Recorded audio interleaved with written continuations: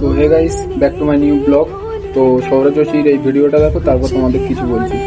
जो मेरी कोई गलती नहीं, वो लोग सोचेंगे तो मैं तो वीडियो बोलूंगा, है ना गाइस। आप पड़ोसियों के बारे में मत सोचो, हमने यहाँ जिंदगी भर यहाँ नहीं रहना है। তো সৌরভ जोशी এখন ইন্ডিয়ার নাম্বার 1 ব্লগার। তো সে এটা করতে পেরেছে, শুধু তার ফ্যামিলিও বারণ করেছে, পাড়া প্রতিবেশী অনেক কিছু বলেছে, সেগুলো সব ইগনোর করেও সে ভিডিও করেছে, কারণ তার মধ্যে কনফিডেন্ট ছিল যে সারা জীবন এখানে থাকবো না, কিছু করবো জিন্দেগি।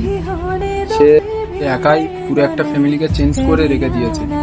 তো লোকের ভয়, হ্যাঁ লোকের ভয়, আমরা ক্যামেরার সামনে আসলে শুধু এটাই মনে হয় যে লোক দেখলে কি বলবে, এ দেখলে কি বলবে, বাইরে গেলে লোকজন কি বলবে। লোক তো তখনও বলবে যখন তুমি কিছু করবেও না, এমনি করলে তাও লোক বলবে, যখন তুমি করবে তাও বলবে, যখন কিছু না করলেও তাও লোক ভিডিও করলেও বলবে, আর যখন তুমি কিছু করবে না লাইফে তখনও বলবে। আর ফ্যামিলি তো সাপোর্ট করবে না এখন, কিন্তু যখন সাকসেসফুল হবো তখন বলবো যে কিছু একটা করেছি।